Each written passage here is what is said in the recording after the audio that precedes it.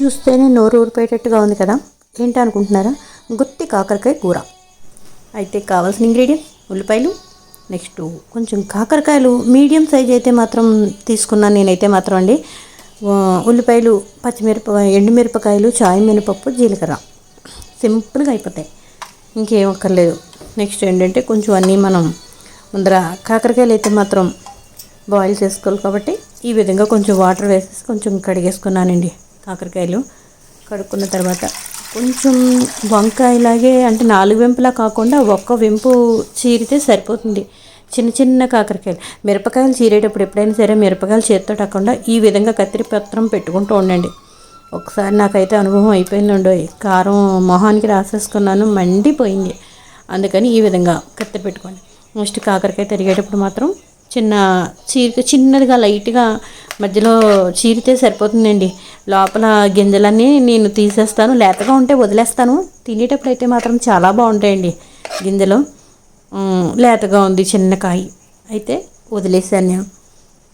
అయిపోయిన తర్వాత నెక్స్ట్ ఏంటంటే ఈ కూర అనేది సిమ్లో పెట్టి మాత్రం మగ్గించుకోవాలండి. నేను 3 నిమిషాల వీడియో 2 నిమిషాల వీడియో చూపించేసినా సరే కూర అవ్వటానికి మాత్రం మ్యాక్సిమం అరగంట పడుతుందండి. ఎందుకంటే ఇదంతా ఫార్వర్డ్ చేసుకుంటూ వస్తాం కాబట్టి అలా అనిపిస్తుంది. కూర అయితే మాత్రం ఇలా నెమ్మదిగా సిమ్లో పెట్టి మాత్రం మగ్గించుకోవాలి. ఎందుకంటే హైలో పెట్టేస్తే మాడిపోయింది అనుకోండి, లోపల అయితే మాత్రం మగ్గదు, పైన చుట్టూ మాడిపోతుంది కూర అయితే మాత్రం. నాకు పెళ్ళైన కొత్తలో ఇలాంటి అనుభవాలు చాలా అయిపోయాయి. అలా ఎక్స్పీరియన్స్ కొద్ది ఇప్పుడు చెప్తున్నాను అనమాట.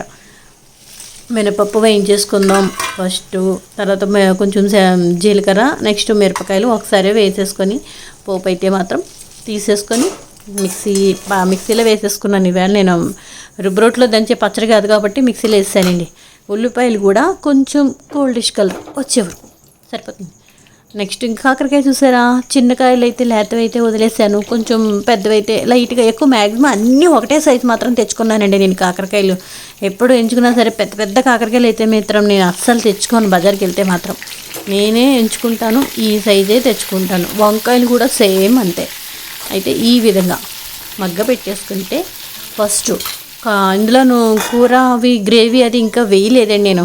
ఉత్తి కాకరకాయ ఇలా చీరేసి మగ్గ పెట్టేసుకుంటే ఒక 5 నిమిషాలు పావు గంట అలా పడుతుంది, అయిపోతే మగ్గిపోతుంది అనమాట. ఈ లోపలే మనం కారం అయితే మాత్రం మిక్సీ ఆడేసుకుందాం. ఇందులో చింతపండు కూడా వేయవలసిన పని లేదండి. కొంతమంది చింతపండు వేస్తూ ఉంటారు, టమాటా అయినాను.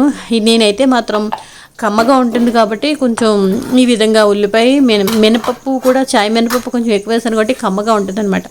ఈ విధంగా వేసేసుకుని నెక్స్ట్ కొంచెం ఒక్క 15 నిమిషాలు 10 నిమిషాలు పడుతుందండి గ్రేవీ కూరలో అన్నిటికీ.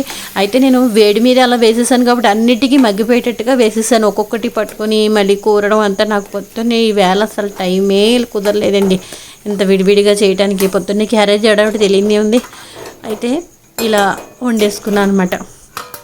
నేను మీకు చెప్పడం మర్చిపోయాను కదా, నా ఛానల్ వంటలు విశేషాలు బై లక్ష్మి. అయితే నెక్స్ట్ ఈ విధంగా అనమాట. కానీ వీడియోస్ అందరూ చూస్తున్నందుకు చాలా చాలా థ్యాంక్స్ అండి.